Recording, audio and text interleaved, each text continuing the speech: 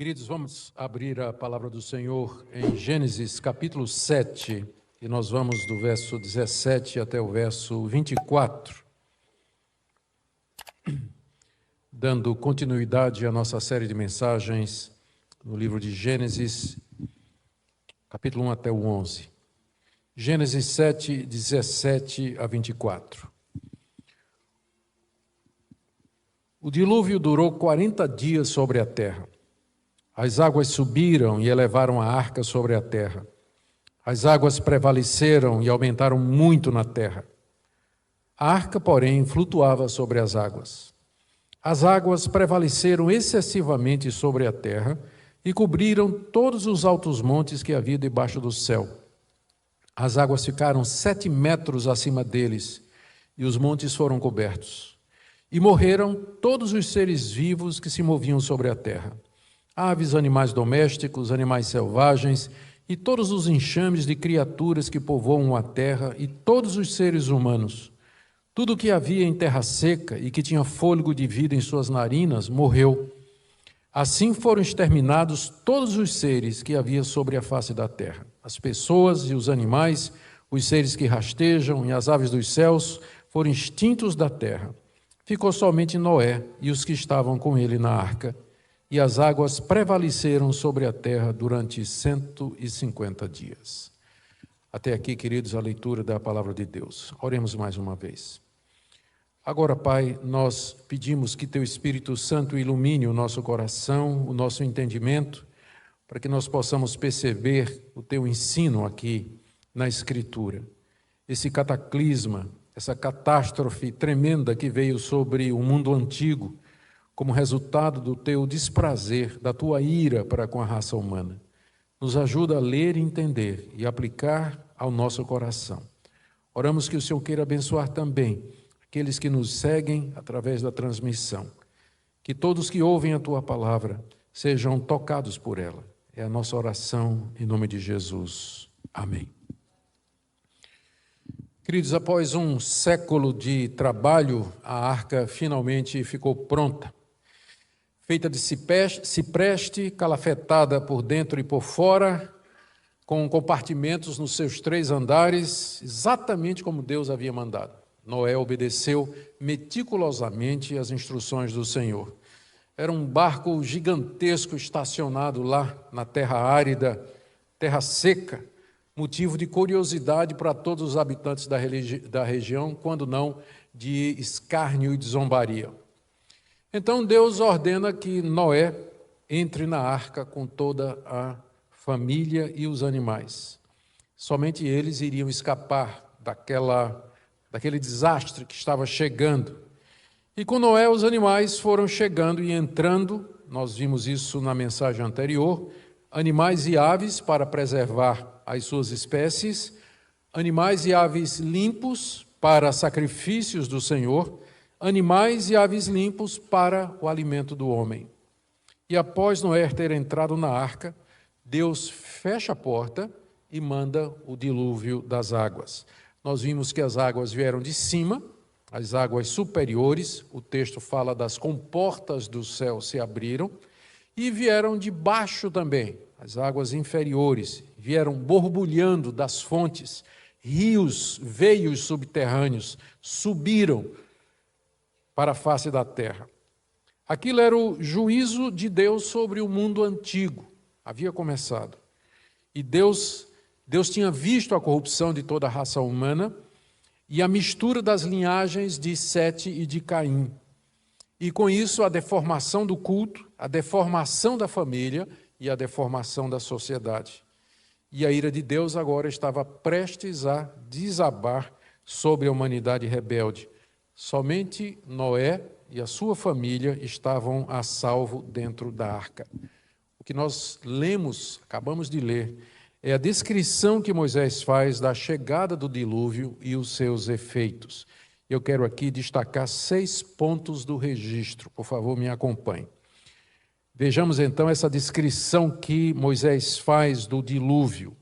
Primeiro, ele nota nos versos 17 a 18 que as águas começaram a subir sobre a terra. O dilúvio durou 40 dias sobre a terra. As águas subiram e elevaram a arca sobre a terra. As águas prevaleceram e aumentaram muito na terra. A arca, porém, flutuava sobre as águas. Foram 40 dias e 40 noites de chuvas e águas jorrando do chão, trazendo enchentes turbulentas, maremotos, tsunamis e tempestade uma atrás da outra, 40 dias em sequência. E como resultado, Moisés diz aqui, as águas subiram, prevaleceram e aumentaram na terra. Curioso que a palavra aumentaram aqui é a mesma palavra que Deus usa em Gênesis capítulo 1, verso 22, quando ele se refere aos seres vivos que criou, aumentem sobre a terra, e é a mesma palavra que ele usou quando criou o homem, dizendo, vocês devem se aumentar sobre a terra. Só que agora quem aumenta são as águas, é a mesma palavra, uma ironia, por assim dizer, da parte de Deus. Elas não só aumentaram, mas elas também se multiplicaram sobre a face da terra. E a outra palavra que Moisés usa, aqui no verso 18, ele diz que as águas prevaleceram, da ideia de que nada ficou no caminho, tudo foi destruído. Como que as águas, elas vieram ao encontro, elas caíram em cima, partiram para o ataque propriamente dito, como se fosse uma guerra, uma batalha, e as águas prevaleceram, não tinha nada que pudesse resistir ao poder daquelas águas de cima e de baixo, que estavam cobrindo todo o planeta. E é provavelmente daí que nós temos grandes transformações geológicas, mudança no solo, na geografia, foi um cataclisma que mudou realmente a face do nosso planeta. Mas no verso 18 diz que a arca, ela flutuava sobre as águas. Ela não foi feita para navegar, ela foi feita para boiar, porque é só isso que precisava, não tinha que ir para lugar nenhum, tinha só que boiar mesmo. E isso ela fez muito bem. Diz Moisés aí no verso 18 que as águas levantaram a arca do chão, e a arca foi subindo, enquanto as águas rugiam, furiosas, assaltando e destruindo cidades, vilas, casas, a arca flutuava em segurança na sua superfície. Essa é a segunda observação. A terceira observação está aí do verso 19 a 20, quando Moisés diz que as águas subiram a ponto de cobrir, inclusive, os montes altos que havia debaixo do céu. Verso 19 e verso 20, as águas prevaleceram excessivamente sobre a terra e cobriram todos os altos montes que havia debaixo do céu.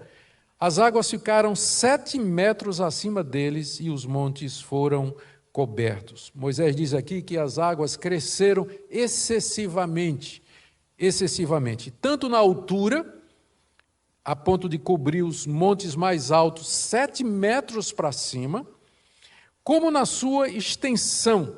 Diz Moisés aqui que todos os altos montes debaixo do céu foram cobertos de água. O resultado é que o mundo antigo, ele todo ficou debaixo de água. A linguagem que Moisés usa aqui, o texto, se você faz uma leitura natural do texto, ele sugere que o dilúvio foi universal, porque diz que todos os altos montes debaixo da terra foram cobertos 7 metros para cima. O resultado, então, é que o mundo antigo ele foi todo coberto com água.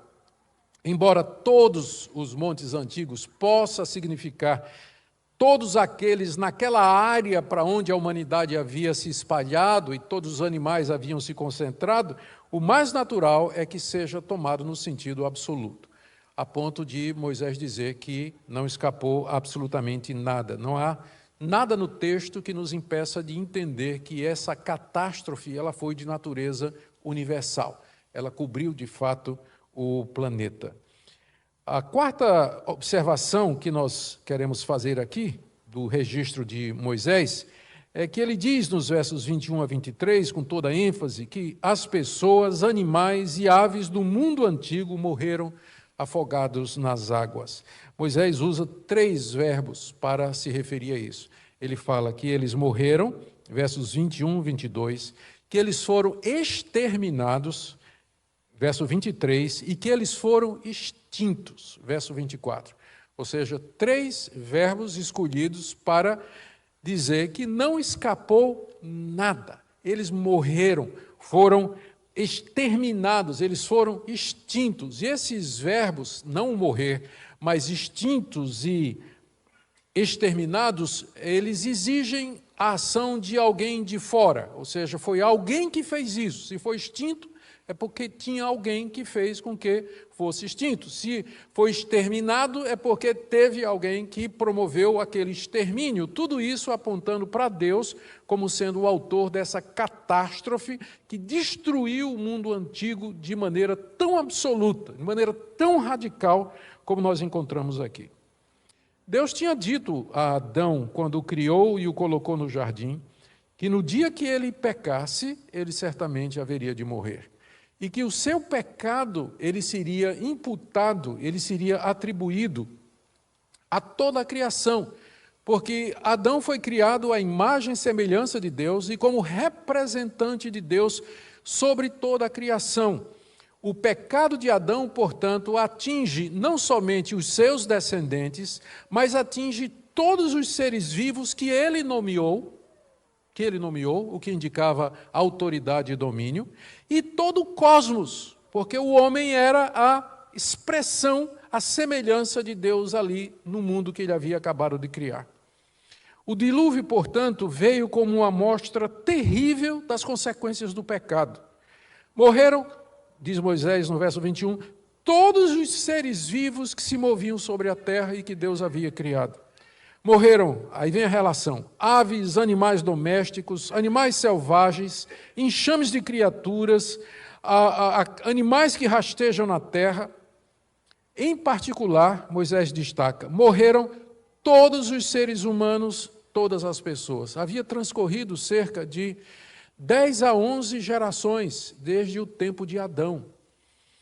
E aí não escapou ninguém. Morreram os cainitas, os descendentes de Caim, o primeiro assassino. Morreram os moradores da cidade de Enoque, a cidade que foi construída por Caim em homenagem a Enoque, o seu filho. Morreram todos os cainitas e com eles seus filhos e filhas. Morreram os descendentes de Sete, a linhagem santa, a linhagem separada, a linhagem pela qual vinha a linha da esperança, que tinha a promessa da chegada daquele que esmagaria a cabeça da mulher. Morreram os setitas, porque haviam se misturado com os cainitas. Morreram os gigantes, aqueles poderosos mencionados no capítulo 6, que espalhavam violência e terror sobre toda a terra, e que eram fruto da união das duas linhagens. Morreram todos os seres humanos que habitavam na terra naquela época. Moisés diz no verso 23 que todos eles foram extintos da terra. O mundo antigo terminou debaixo das águas, morreu por afogamento. Não foi uma catástrofe natural. Isso aqui o texto deixa muito claro. Embora Deus tenha usado meios naturais, como as águas que ele tinha criado, a chuva e a explosão dos rios e das águas subterrâneas, entretanto, aquilo foi um ato de Deus. Foi um ato de Deus, foi um derramar da sua ira contra a humanidade rebelde, a humanidade que havia voltado as costas para ele, a humanidade que não mais o atendia e não mais queria saber dele. A quinta observação que nós tiramos do texto é do verso 23, final do verso 23, quando Moisés destaca que somente Noé e os que estavam com ele na arca é que escaparam. Noé e os que estavam com ele. Ficou somente Noé e os que estavam com ele. Daquele mundo antigo, restou somente um, Noé.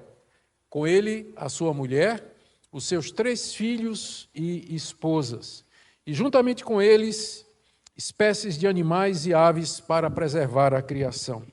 Eles foram salvos pela arca e na arca que Noé preparou. Isso porque Deus havia soberanamente escolhido Noé para preservar a raça humana e o seu culto de toda aquela geração depravada, pervertida, que havia abandonado a Deus um homem somente. E só pode ter sido pela graça soberana de Deus, porque Noé partilhava da mesma natureza corrupta dos seus contemporâneos, eram todos descendentes de Adão. Ele era tão pecador como os demais, como veremos em seguida. Era tão pecador como os demais. Somente a misericórdia de Deus, dentro do seu plano de preservar o seu povo, um povo para o seu louvor, preservar a raça humana, preservar o seu culto, é que Noé é salvo. E, por último, no verso 24, nós temos o registro que Noé faz do tempo total da inundação. E as águas prevaleceram sobre a terra durante 150 dias. 150 dias depois do início, as águas param de crescer. E elas então começam a diminuir. E um novo mundo vai surgir. A esperança não tinha morrido com o mundo antigo. E é o que nós vamos ver na próxima mensagem, se Deus assim nos permitir. Agora, me permitam partir para uma segunda parte dessa mensagem, mencionando 3 questões geralmente associadas com o dilúvio. A primeira delas é o fato, no mínimo, curioso e revelador, de que existem mais de 200 relatos sobre o dilúvio em culturas diferentes pela terra. Existem relatos sobre uma grande inundação que afogou o mundo antigo, oriundos da América, oriundos do Brasil, pelo menos 3 tribos brasileiras conhecem a história do dilúvio, oriundos da Austrália, das ilhas do Pacífico, e as mais próximas do relato bíblico têm origem na Babilônia, e são 3, a história sumeriana do dilúvio, a epopeia de Gilgamesh e a epopeia de Atrahasis. De onde vieram essas histórias? De onde será possível que culturas diferentes, separadas por distâncias tão grandes, em épocas distintas, tiveram a mesma ideia de um dia criar uma história como essa? Ou não será que todas elas têm origem num único fato acontecido há muito tempo atrás e que ficou na memória, e vou explicar daqui a pouco como? Todas estas histórias, relatos do dilúvio, eles trazem os seguintes pontos. Os deuses resolveram destruir a humanidade por diferentes razões. Os relatos babilônicos dizem que os deuses estavam com raiva dos homens porque os homens faziam muito barulho. Eu posso entender, onde eu moro, perto tem uma casa de pagode. Eu, se fosse Deus, já teria feito a mesma coisa, né? Com certeza. Então, os deuses irritados com o barulho do homem, outros preocupados porque eles estavam se espalhando rapidamente pela terra, ocupando tudo. O segundo tema é que um único homem com sua família se salva num barco, porque o meio que os deuses acharam de acabar com a humanidade foi exatamente uma grande inundação. E alguns desses relatos falam de pássaros que foram enviados da arca ou do barco para saber a hora de sair. E todos eles falam do recomeço da humanidade uma vez que a inundação passou. A epopeia de Gilgamesh, ela traz o relato curioso de que os deuses ficaram surpresos quando descobriram que um deus avisou o seu adorador de que o dilúvio viria e deu tempo dele preparar um barco e se salvar da inundação que haveria de acontecer. Outro relato diz que os deuses, vendo que o plano fracassou, eles mandaram infertilidade e inventaram o aborto para acabar com a raça humana. Então, são relatos que você encontra em todo o mundo, em culturas de todos os continentes. Como explicar isso? Comparando esses relatos com o relato bíblico, nós podemos afirmar, primeiro, a única explicação para essa variedade de histórias e pela universalidade delas é que, de fato, houve um evento causador. Houve, de fato, uma inundação há muito tempo atrás que destruiu o mundo conhecido, uma vez que as histórias vêm de todas as partes do mundo. E a origem dessas histórias só pode ter sido a seguinte: Noé e os seus filhos contaram o que tinha acontecido para os seus filhos, que contaram para os seus filhos, que contaram para os seus filhos, eles se espalharam, nós iremos ver isso aqui, eles se espalharam pela face da terra, e à medida que eles se espalharam, eles foram contando, e a história foi sendo alterada, ela foi sendo adaptada, especialmente à visão de mundo, aos novos deuses que eles adoraram, às diferentes culturas, de forma que você tem hoje esses relatos bem diferentes, mas que têm esses motivos centrais: a grande inundação, a ira dos deuses, o dilúvio, o homem se salva num barco. A origem foi exatamente essa. E o relato que nós temos na Bíblia, ele foi o relato que Deus preservou através dos descendentes de Noé, via seu filho Sem, que vai ser o pai de Abraão, que vai ser o pai da nação de Israel, e que vai nos dar esse relato que nós temos aqui na Bíblia. Deus preservou o relato verdadeiro nas Escrituras como nós temos hoje. O relato bíblico, aliás, você comparando o relato bíblico com o relato, por exemplo, com os relatos babilônicos, você vê que o relato bíblico é muito mais modesto, muito mais realista e crível. A barca de Gilgamesh é um quadrado, com certeza ele iria afundar assim que o dilúvio começasse. Em outros casos, o dilúvio dura um dia. E não teria como afogar a humanidade toda. Você percebe como o relato bíblico, comparativamente falando, ele é muito mais realista, crível, passível de ser histórico do que as lendas que você encontra nessas histórias. E o ponto diferente de todos, o que marca o relato bíblico que nós acabamos de ler, dos demais relatos, é que o relato bíblico é o único que centra no fato de que o pecado humano foi a causa do desagrado de Deus. Em todos os outros relatos, os deuses estavam incomodados com algumas coisas. Mas o relato bíblico é o único que diz que Deus ficou irado com a desobediência do homem, com a rebelião do homem, com o pecado do homem. E ele então resolveu punir a humanidade pela sua desobediência, pelo seu pecado e pela corrupção. Isso sim se parece muito mais com a realidade que nós conhecemos a respeito do nosso Deus, do que Deus ter ficado zangado com a zoada, né? Falando aqui em nordestino. Segundo ponto, que sempre é relacionado ou associado com o relato do dilúvio, é o registro fóssil e os dados geológicos. Aqui nós não temos tempo para detalhe, nem é o momento, nem a hora para a gente entrar nisso.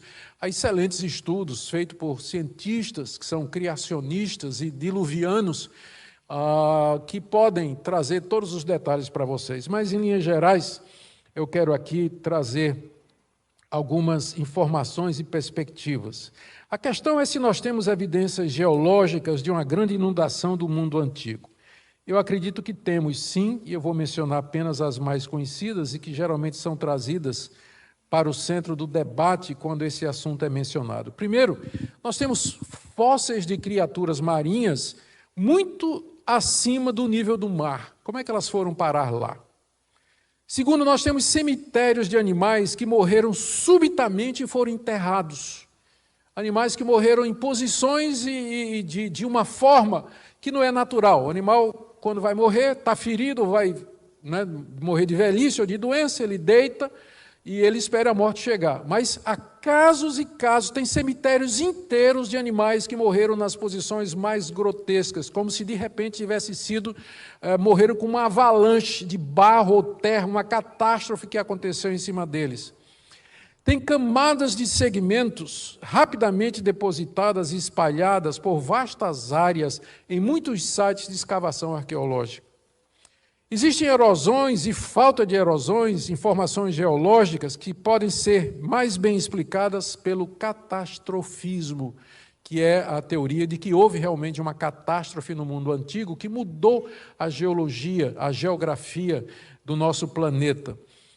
Talvez um exemplo aqui disso são partes do Grand Canyon, onde existem essas erosões ou falta delas.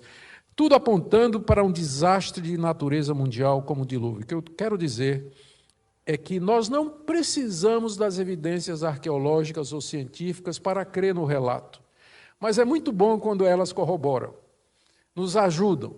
Então, o pessoal às vezes diz assim, não, você acredita nesse livro, essa história da arca? Você começa contando para ele dizendo que 250 culturas ao redor do mundo acreditavam. Né? E segundo, que não há falta de evidências que sugerem um grande cataclisma que alterou a face do nosso planeta, alterou a face da Terra como nós a conhecemos. Terceira questão que às vezes é levantada aqui, e eu estou fazendo isso aqui mais por bem dos nossos jovens, adolescentes e universitários também. Às vezes as pessoas levantam a questão da capacidade da arca para conter todos os animais e aves. Estudiosos têm afirmado que a arca caberia perfeitamente os pares de animais mencionados, especialmente se fossem filhotes. Vocês lembram que da última vez, quando eu dei uma descrição da arca, disse que você podia botar 10 carretas daquelas grandonas, uma atrás da outra, para você ter uma ideia do comprimento dela, o tamanho desse barco. Não é à toa que levou 100 anos para ser construído. Quanto aos dinossauros, o pessoal sempre vem com isso aí, né? Mas e os dinossauros? Bom, certamente eles existiram, né? Não tem como negar. Nenhum crente em sã consciência vai negar a existência dos dinossauros. Os fósseis estão aí para isso.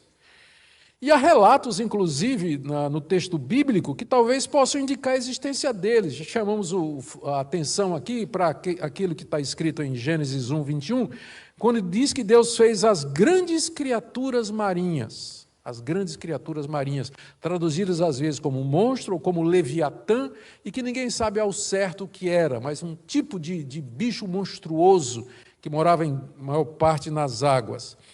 Se esses dinossauros sobreviveram ao dilúvio entrando na arca, a arca caberia perfeitamente. É só você lembrar que das espécies conhecidas de dinossauros, a grande parte deles são de dinossauros pequenos. Os grandões que vocês conhecem é por conta de Hollywood, que faz filme de terror, mas eles não eram muitos. E se fossem pequenos, poderiam entrar à vontade na arca, que ainda sobrava espaço. E depois eles teriam sido gradualmente extintos por outros fatores.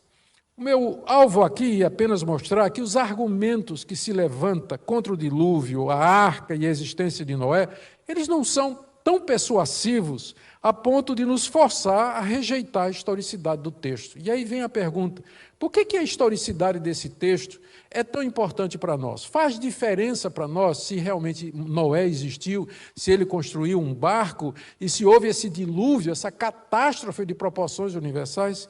De fato, sim. Faz uma importância muito grande. Por isso eu fiz esse preâmbulo, para mostrar agora, na terceira parte da minha mensagem, o que o dilúvio representa na história da salvação. E são 3 pontos aqui que eu quero trazer para vocês. Primeiro, o dilúvio é uma expressão dos castigos temporais de Deus sobre o mundo, sobre os indivíduos. E aponta para o dia do juízo e do castigo eterno. Não foi a última vez, não foi a última vez que Deus fez isso. Porque logo em seguida, no livro de Gênesis, nós vamos ler de Sodoma e Gomorra, que foram extintos da face da terra pela ira de Deus. Nós vamos ler a respeito dos desastres que Deus trouxe sobre o Egito, no livro de Gênesis, destruindo o Egito com 10 pragas que avassalaram o país completamente e derrubaram o poderoso faraó. Nós vamos ler no livro de Josué como Deus, através de Israel, destruiu as nações cananeias, 7 povos cananeus que habitavam ali na terra prometida, que há 450 anos vinham provocando a ira de Deus. Nós vamos ler de como Deus destruiu a cidade de Jerusalém no ano 70, através da invasão dos exércitos romanos, exatamente porque aquela geração de judeus se recusou a crer no seu Filho Jesus Cristo como Messias. O próprio Jesus profetizou que haveria fomes, epidemias, pestes, terremotos, todas essas catástrofes, desde o dilúvio até o dia de hoje. Catástrofes que têm estado presentes na história da humanidade, em diversas épocas, em diversas culturas. São fenômenos da mesma categoria. São fenômenos da mesma categoria. São juízos temporais de Deus sobre a humanidade pecadora, rebelde e incrédula. Quando nós estudamos sobre a santidade de Deus e a sua ira, Em teologia sistemática, a gente faz a separação entre os juízos temporais, ou penas temporais, e as penas eternas. As penas temporais são catástrofes dessa natureza, com as quais Deus aflige a humanidade por conta da sua rebelião e dos seus pecados. Maremotos, tsunamis, inundações, dilúvios, terremotos, pestes, pragas, epidemias, pandemias. Isso são castigos temporais, ou seja, eles são afetos a esse tempo aqui. Eles são ligados ao tempo em que a humanidade vive aqui. Em contraste com os castigos temporais, nós temos os castigos eternos ou as penas eternas, que a Bíblia se refere como inferno, como lago de fogo e enxofre, e como sofrimento eterno que não tem fim. Estas são as penas eternas, castigos eternos. Os castigos temporais, eles são uma sombra, uma amostra e um aviso a respeito dos castigos eternos. Eles não são nada comparados com a ideia de um sofrimento eterno no inferno, sem fim, onde há choro e ranger de dentes. Então, o dilúvio é um aviso de Deus para a humanidade. E depois do dilúvio, todas essas catástrofes que eu mencionei e outras. Por que nós cremos assim? Porque cremos que Deus, se você vem acompanhando Gênesis desde o começo, não tem outra explicação para nós, não tem como fugir dessa conclusão. O Deus que do nada criou tudo o que existe, Ele que é Senhor de todas as coisas, que governa tudo o que há, que criou o homem à sua imagem e semelhança, que colocou o homem sob o teste, que o avisou das consequências do pecado. Nós não podemos olhar para isso tudo e tem gente que ainda acha assim, não, Deus não tem nada a ver com isso. Essas coisas não tem nada a ver, né? Deus é um Deus de amor. Ué, Deus é o Deus de amor, mas dizer só isso é meia-verdade, e meia-verdade é sempre uma mentira completa. Deus é também justo, Ele é santo, e nós não podemos ignorar isso. Por isso que para nós é importante que a história do dilúvio seja real, porque o nosso Deus não é um Deus de ficção, não é a lenda, não é a projeção da minha cabeça em procura de um pai que cuide de mim nas minhas horas de necessidade, mas é o ser eterno, criador de todas as coisas, que tem uma vontade, que tem um plano e tem um propósito, e que é santo nos seus caminhos. Por isso que é importante que nós recebamos esse relato como sendo histórico, ou seja, que de fato aconteceu como a Escritura nos diz.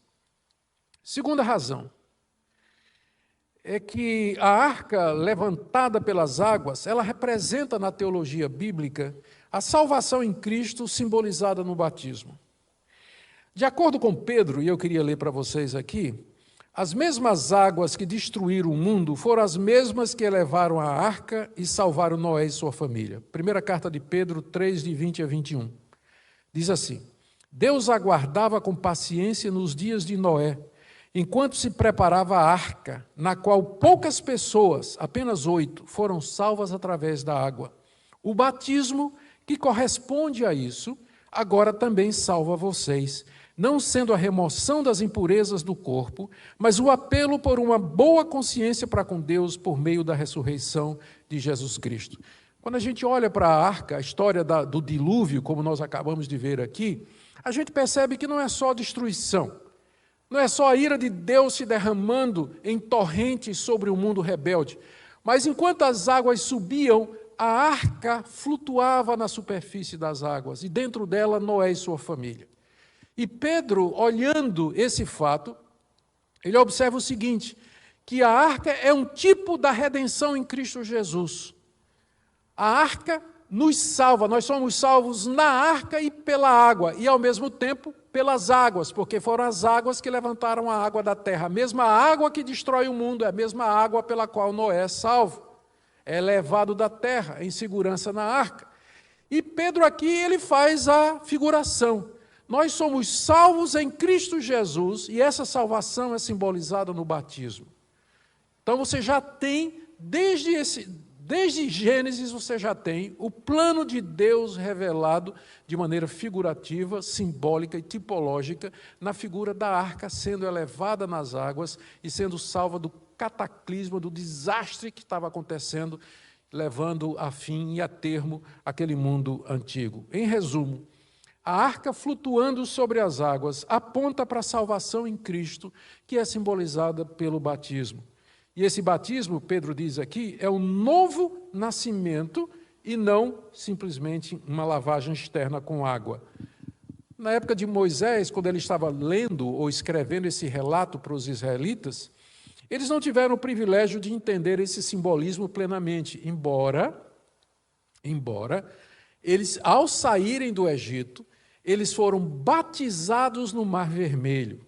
É a expressão que Paulo usa em 1 Coríntios 10. Quando Moisés abre o Mar Vermelho, eles passam ali, 1 milhão de pessoas, crianças, mulheres, homens, atravessam ali e Paulo vai dizer em 1 Coríntios capítulo 10 que eles foram batizados em Moisés, na nuvem e no mar. Então eles tinham tido essa experiência, uma experiência semelhante, e agora talvez pudessem entender o que é que a arca simbolizava e significava. Mas para nós que estamos vivendo 2000 anos depois que esses fatos aconteceram, depois que o Novo Testamento foi escrito, que Pedro disse isso, nós podemos olhar e saber que a salvação de pecados, ela nos é garantida por Deus, e que o batismo é o símbolo disso. E nós podemos nos alegrar que Deus já apontava para a redenção em Cristo Jesus ali no meio de todo aquele desastre. Não era só ira, mas também compaixão e misericórdia. Terceira razão pela qual esse relato é importante para nós é porque Noé, ele é visto como um ícone da salvação pela fé. O profeta Ezequiel nos diz no capítulo 14, 2 vezes, ele se refere a Jó como um homem justo e homem de fé. Mas o texto mais importante é Hebreus, capítulo 11, verso 7, já lido aqui também, onde diz que pela fé Noé preparou a arca, fé pela qual ele condena o mundo e fé na qual ele foi salvo juntamente com a sua família. Ele foi salvo porque creu que Deus mandaria o dilúvio. Antes disso, ele já tinha crido nas promessas de Deus. Nós já vimos a piedade de Noé. Ele tinha crido na promessa da vinda do descendente da mulher. E os israelitas fiéis, como Noé, eles também foram salvos pela fé no Messias que haveria de vir. E nós hoje somos salvos pela fé no Messias que já veio. E eu quero terminar fazendo algumas aplicações práticas para nós hoje, diante desse texto. Primeira delas, queridos, eu creio que essa passagem, ela nos chama a confiarmos na Bíblia como sendo a palavra de Deus. Como é importante a historicidade do relato de Gênesis. Vocês vão encontrar pessoas que vão dizer que Gênesis é mito, que é lenda. Vocês vão encontrar isso em sites na internet, em blogs, em perfis. Vocês vão encontrar isso sendo dito em eventos. E vocês, é claro, se frequentam a universidade, ou se estão na universidade, é o que vocês vão ouvir. Que o livro de Gênesis é um livro lendário, ele é um livro cheio de mitos e de fábulas. Mas o pior de tudo é ver que um grupo que se denomina cristão, acreditar que a gente pode continuar crendo em Jesus Cristo como nosso Senhor e Salvador, e mesmo assim não precisar da historicidade, ou que esses fatos narrados no livro de Gênesis, eles realmente tenham acontecido como o texto diz que aconteceu. A pergunta é, onde então nós vamos fundamentar a nossa fé? O cristianismo é a única religião no mundo que depende da história. Você pode negar a existência de Maomé, o islamismo ele não depende de Maomé ter existido ou não. O confucionismo, da mesma forma, budismo igualmente. Mas o cristianismo é a única religião que depende do fato de que o seu fundador morreu e ressuscitou. Fatos históricos, sem os quais o cristianismo não existe. Então, não tem. Se esses relatos eles são fake, eles são falsos, eles são lenda, é o produto da imaginação criativa dos crentes do Antigo Testamento, dos fundadores de Israel, todo o Novo Testamento fica sem base, porque o Novo Testamento ele se escora exatamente nessas histórias. Por que nós precisamos de um Redentor? Por conta de Gênesis 3. Por que nós temos valor? Por conta de Gênesis 1, Deus nos fez a imagem e semelhança. Por que a heterossexualidade é o normativo? Porque lá de Gênesis capítulo 2, Deus os fez macho e fêmea. Então, toda a ética, toda a doutrina cristã, ela depende da historicidade desses fatos. Portanto, esse relato, ele nos confronta. Porque ele parece lendário, não é verdade? Ele parece mesmo, parece incrível que esse tipo de coisa tenha acontecido. E é nesse momento que você é confrontado. Você crê ou não? Você crê ou não?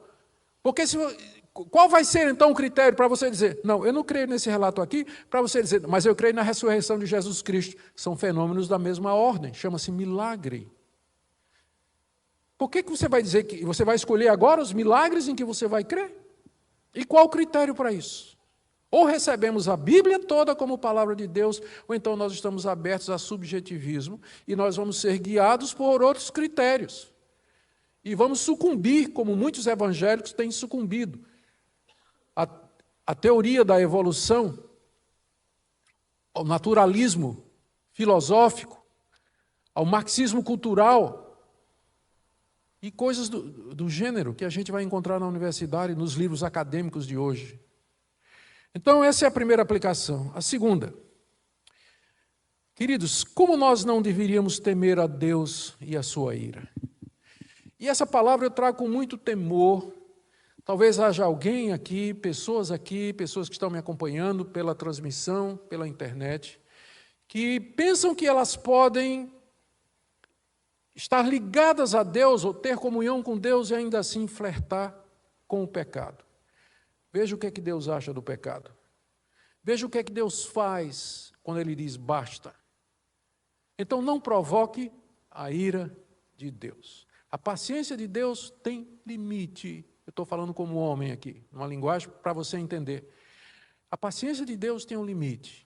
Pessoas se professam cristãs, de alguma forma relacionados estão com a igreja, talvez participam, talvez estejam ligados lá, são membros de alguma forma, mas estão vivendo uma vida dupla. Uma vida de imoralidade, uma vida de desonestidade, uma vida pragmática, uma vida absolutamente mundana. Pode ser que nós não vejamos. E geralmente quando a gente descobre já é tarde demais. Mas o Deus Criador de todas as coisas, que viu tudo o que tinha acontecido naqueles dias, Ele é o mesmo Deus hoje. E não esqueça o que disse Jesus lá, o que o Senhor Jesus falou em Mateus 24, 37. Ele diz que assim como nos dias de Noé, comiam, bebiam, casavam-se, davam em casamento, assim também será o dia do Senhor. Lá eles não perceberam até que veio o dilúvio. E assim também será no dia em que Jesus Cristo voltar em juízo. O dilúvio aponta para o dia do juízo. E antes disso, os castigos temporais. Então eu queria que você meditasse nisso. Aqui nós não estamos brincando de Deus, não. Não estamos brincando de Deus.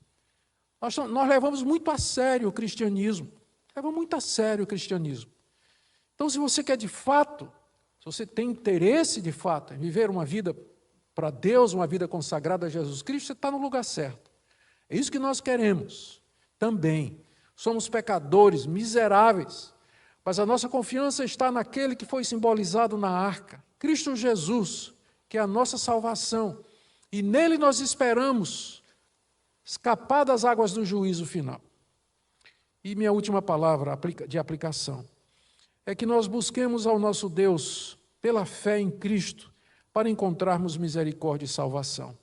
Se Noé encontrou graça da parte de Deus, você também pode encontrar. Se você se sente culpado, se sente condenado, incerto do seu relacionamento com Deus, então você pode buscá-lo, porque Ele é um Deus de misericórdia, um Deus de perdão, um Deus compassivo, que no meio de todo aquele desastre que veio sobre o mundo antigo, Ele salvou e preservou alguém que o amava e que o buscou e que era Noé. Ele é o mesmo Deus. Portanto, busque esse Deus em Cristo Jesus. Busque ao Senhor enquanto se pode achar. Amém?